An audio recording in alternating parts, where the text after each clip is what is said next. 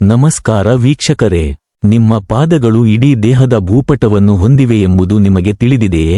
Foot reflexology ಒಂದು ಪ್ರಾಚೀನ ಚಿಕಿತ್ಸಾ ವಿಧಾನವಾಗಿದೆ.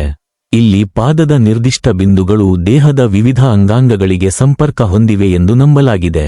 ಈ ಬಿಂದುಗಳ ಮೇಲೆ ಒತ್ತಡ ಹೇರುವುದರಿಂದ ರಕ್ತ ಪರಿಚಲನೆ ಸುಧಾರಿಸುತ್ತದೆ, ಒತ್ತಡ ಕಡಿಮೆಯಾಗುತ್ತದೆ ಮತ್ತು ಒಟ್ಟಾರೆ ಆರೋಗ್ಯಕ್ಕೆ ಬೆಂಬಲ ಸಿಗುತ್ತದೆ. ರಿಫ್ಲೆಕ್ಸಾಲಜಿ ಪ್ರಕಾರ ಪಾದದ ವಿವಿಧ ಭಾಗಗಳು ದೇಹದ ವಿವಿಧ ಅಂಗಗಳಿಗೆ ಸಂಬಂಧಿಸಿವೆ.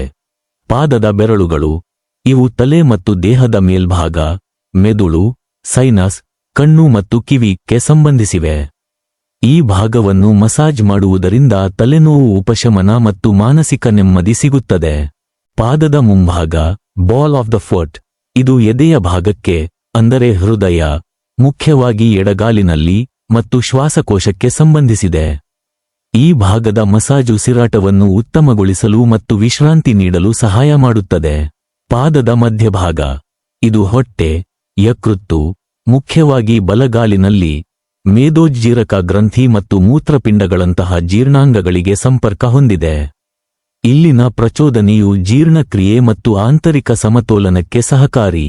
ಪಾದದ ಒಳವಂಚು, ಹಿಮ್ಮಡಿಯಿಂದ ಹೆಬ್ಬೆರಳಿನವರೆಗೆ ಇರುವ ಈ ಭಾಗವು ಬೆನ್ನುಮೂಳೆಗೆ ಸಂಬಂಧಿಸಿದೆ. ಇಲ್ಲಿ ಒತ್ತಡ ನೀಡುವುದರಿಂದ ಬೆನ್ನಿನ ಬಿಗಿತ ಕಡಿಮೆಯಾಗಿ ದೇಹದ ಸರಿಯಾದ ಭಂಗಿಗೆ ಅಲೈನ್ಮೆಂಟ್ ಸಹಾಯವಾಗುತ್ತದೆ.